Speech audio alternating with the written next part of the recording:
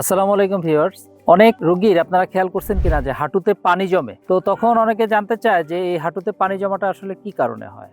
তো হাঁটুতে পানি জমা দুটো কারণ। এক হলো যদি কোনো কারণে হাঁটু ক্ষয় হয়, তাহলে হাঁটু ক্ষয়ের যে সেকেন্ড এবং থার্ড স্টেজ সেখানে পানি জমতে পারে হাঁটু। আর দ্বিতীয় হলো হঠাৎ কোনো কারণে হাঁটুর ভেতরে যে আবরণ থাকে এটাকে বলে সাইনোভিয়াম, এই সাইনোভিয়ামটাতে যদি কোনো রিয়াকশন হয় তাহলে হাঁটুতে পানি জমতে পারে। আরেকটি প্রশ্ন হলো যে হাঁটুতে পানি জমলে এটি কি বের করা উচিত নাকি বের করা উচিত না। অনেকের ভিতরে একটা ধারণা যে হাঁটুর পানি বের করে ফেললে মনে হয় কোনো ক্ষতি হয়ে যাবে হাঁটুর। আসলে হাঁটুতে যদি পানি জমে থাকে এটা ক্ষতিকর হাঁটুর জন্য।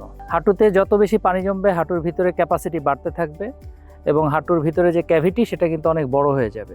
সো হাঁটুতে পানি জমলে আমরা সাধারণত চেষ্টা করি হাঁটুর পানিগুলো বের করে দেওয়ার এবং হাঁটুর পানি জমার কারণ বের করতে হবে এবং সেই কারণে চিকিৎসা করতে হবে। অনেক সময় যদি সাইনোভাইটিস থাকে তাহলে স্টেরয়েড ইনজেকশন দিয়ে দিলে অনেক সময় এই সাইনোভাইটিস কমে যায় এবং হাঁটু পানি জমাও কমে যায়। তো হাঁটু পানি জমলে অবশ্যই এটাকে খুব সিরিয়াসলি নেবেন আপনারা এবং এটিকে ডেফিনেটলি চিকিৎসা নেবেন। তো সবাই ভালো থাকবেন। শ্রীমঙ্গল, কমলগঞ্জ, মাধবপুর লেক থেকে আপনাদের সবাইকে শুভেচ্ছা এবং স্বাগত জানাচ্ছি। আসসালামু আলাইকুম।